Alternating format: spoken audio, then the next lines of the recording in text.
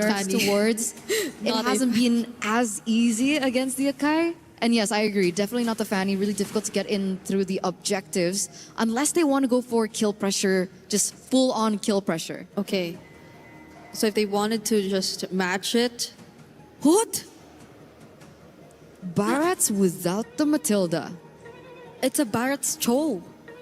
Well, again, Barrett's into the Akai, a more common matchup. We've seen it happen even in wild cards, but it does not in any way together with the Matilda. Okay, And the damage department. when it comes down to neutral objective takes, the Barats has kind of an upper edge because of his ult And- against the heavy spin, right? Yeah, It's just the minus is that it's really, really slow. A lot of them have crowd control. A lot of them can just keep running through the members of Gen.G, but how systematic can you get with this very brawly all-fighter composition that FUT Esports decided to field out? And Gen.G, not a Matilda even on the list. It's a Minotaur comfort pick the second time around for Ashley. So just imagine how messy the team fights could be. These are all fighters we're looking at. All right, it's time to get map number 2 started between Gen.G Esports and FUT Esports. Will FUT Esports be able to come back, or will Gen.G Esports shut the door on them, move forward, and be that much closer to pushing into the knockout stages? Let's get map number 2 started with Athena and Gideon. Thank you so much, Reflections. Again, great analysis here, and all the points make a lot of sense coming into this matchup, but I have to say, FUT Esports, they're coming out of the gate swinging with a much better draft compared to game number 1, and they're pulling off the big stops. The Freyas are coming into the mix. The Alice is coming into the mix. I have never seen a composition that is screaming, I'm going to dive you. Okay, and as well as they already activated Nora's specialty, the Cho as well. I've seen them use it on their Grand Finals qualifiers. That's a 4-0 they finish up. That's almost like 3 games with a Cho for Nora. So for FUT Esports, they're taking in a lot of their specialty mechanics here just to try and ensure their survivability here onto their uppermost bracket of our tournament. Now for Gen.G Esports, they're one step closer. The tricky part about this is that whoever wins this one, will get most of the momentum. Let's check the emblem set as well. Yeah, the emblem sets, most of it, all really, really aggressive coming in from FUT. And I love this opening coming in from FUT Esports. They start on purple buff, immediately move over to Litho Wanderer because they have mid-Fryo, try to attempt to steal the camp, but instead, they couldn't do it. So you know what? Let's take Litho and immediately move down. FUT is using a dive composition that's heavily centered around their mid-trio. This Barats, this Kimmy, alongside with this Cho, are going to lead the team on how the movements across the map are going to look like. Without them, the opposite side is considered the weak side. Yep, now they move as a unit. They need to really put their foot down here against Gen.G Esports, considering the fact that they're most likely to be on your faces a kind of composition. You've mentioned the strength of Pujo's Barret as well against the Akai Fluid. So we might see some interesting counterplays when it comes to objectives. Speaking of which, neutral objective will spawn in a few seconds, and now is the time for FUT Esports to actually engage or somehow negate the position for Gen.G Esports. Now that we're talking, it just happened to make sense. Gen.G Esports already foresaw that happening, or foresaw the plan here for FUT Esports. I don't think they foresaw it. I think it was just the miss on the body slam, unfortunately. I mean, Nora was in mid-animation, but now they need Ashley to be level 4. Yep. I think that Gen.G, now that Arya doesn't have a clear lead, they're going to be playing for picks, but we'll see. Okay, there's going to be a very not here for Unohana, but get the turtle buff here for Gen.G.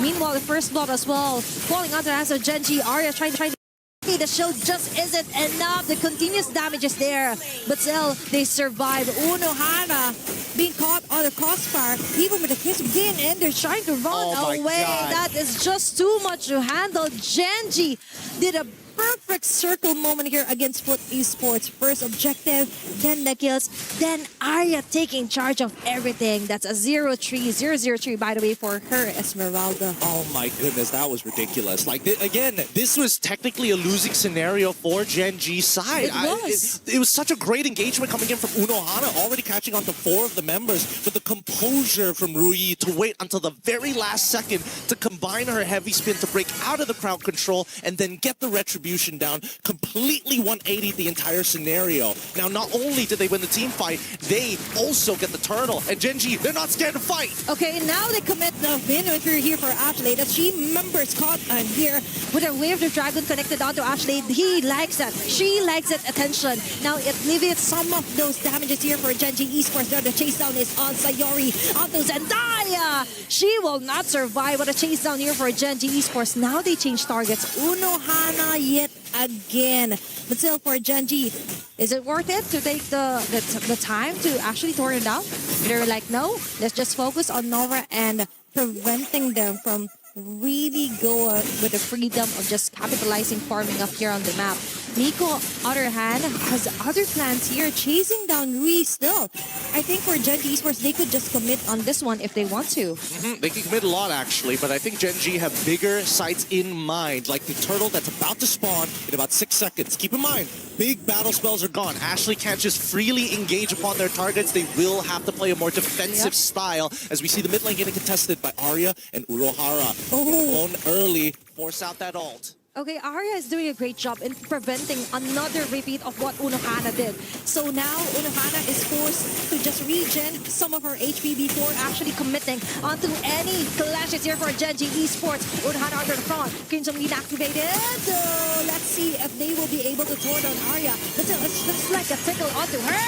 Another! Showing the throwing onto team members, but the follow-up just isn't there yet. Now Miko jumps in. Oh my God. What a mistake on their part. There wasn't anyone from FUT Esports to actually tank some of those damages. She just dove straight into the line of fire of Gen.G Esports. This is starting to get a little uncomfortable. Gen.G, they don't have to do much to deal with this dive composition because they're so well suited to deal with the counter engages. FUT's execution needs to be crystal, needs to be perfect. No opportunities must be given over to Gen.G's side. That was too much of a risk here for Miko. For me, that was a question mark.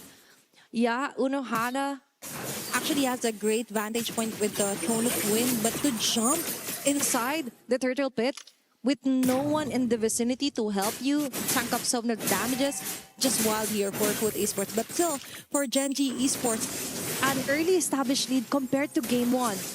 Almost 6 minutes in, now they have 3k gold lead, and it's not stopping there. Even on the positioning, look at Arya.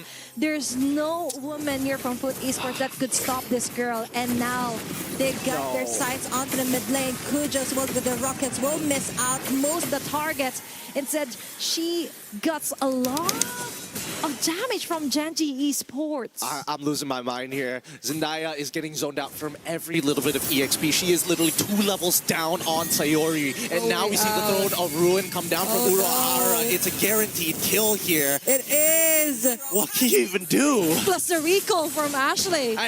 You gotta make sure you are putting your mark on your opponents right now. But FUT, I don't think it's completely over for them just yet. Mako has time to scale, but they need to rechange. They gotta change the way they think about this composition. Yep. Yes, it is a dive composition, but every composition needs one thing, and that's an anchor. Unfortunately, it's not Nora.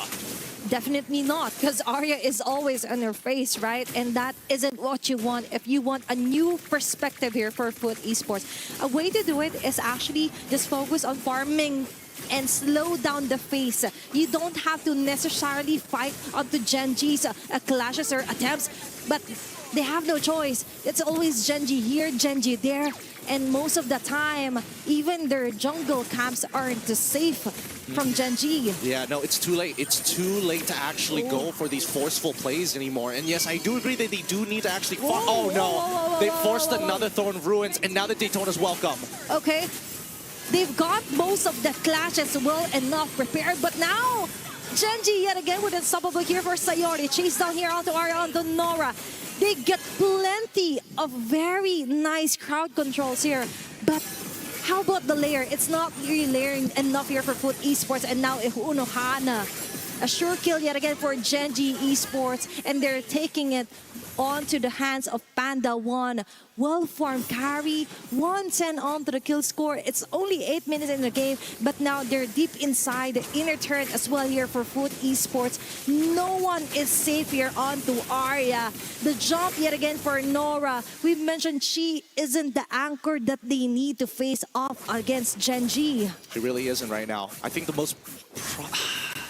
I don't want to make big assumptions, but in my mind, the ideal situation for FUT, Zendaya is your main anchor. You got to play around Zendaya. She's not exactly the most mobile once the hover packs are down. So that means everybody else either has to play for peel or counter engage. And unfortunately, Unohana is at a point in the game where really hard engaging into the back line may not necessarily be good unless you get a trade in ultimates from Gen.G. In this case, it's got to be that Minoan Fury. Ashley has been doing a lot. Sayori as well. Doesn't really need to go above and beyond because Ashley's already doing so much work. Ruyi, in particular, very dangerous, but at the same time, she's playing selfishly. I'm only going to use my ult to either catch somebody or secure the neutrals because everybody else is doing their jobs. If it works, right? They're not literally changing anything. They just stick to what worked best, which is a kind of repeat of what Ashley and Sayori is doing. A bonus part is that Arya doesn't even have to be in the clashes because now for Gen.G Esports, they want to take on another member here for FUT Esports. Third on the other hand, Sayori falling down. That is the shutdown that they want, but at what cost? That was an instant double kill here for Gen.G Esports. We mentioned Zendaya needs to take a better job at targeting members of Gen.G Esports, but that doesn't mean that you have to necessarily sacrifice some of your front runners here for FUT Esports. No, it's that early game. It's because of all the damage she took in the early to mid stages of the game that she's so slow to actually scale up. She's 3 levels down at this point, 2 levels, and finally gets the Divine Glaive. But I gotta give it to Gen.G. A lot of their setups are very high level here. They send their one member, they have the follow-up ready to go. They even know how to force scenarios underneath the turret while it is low, so it gives you a false sense of hope. Oh, we have a tower, but really it's just one auto away. Yep. And then Sayori actually is doing a great job onto what ultimate should be copied, right? Just to try and complement what Rui or Ashley, vice versa, could start off with a clash. Now they've got a Lord. That was a fairly easy Lord to take here for Gen.G Esports because what matters is that no one from FUT Esports is safe to actually farm up. Most of the time, the plan B is to just farm onto the other side of the map. But that isn't happening because every side of the map, there's an Arya always taking charge. That's 5 women chasing her down. But no one could actually peel off the layer, the shields here for Arya. It's too much. It's too much. That is just too much here for FUT Esports. I mean, even the Purify was well-timed from Arya. She was waiting for that second half to activate, but decided, you know what? I'm going to do it early because if you take that second half, we win the next coming fight. And with Lord knocking down at the base, Gen.G force. Ashley! Again with a very nice setup play here for Gen.G Esports. At what cost? It's okay because now Arya gets a free hit on the members of FUT Esports. Rui as well. No, front runners are down. Nor the setter is alive. No, not indeed. Because Gen.G Esports is locking their eyes onto the base. It's another 2-0 for today. Ooh, a day of sweeps here on Stream 8, but Gen.G take another win.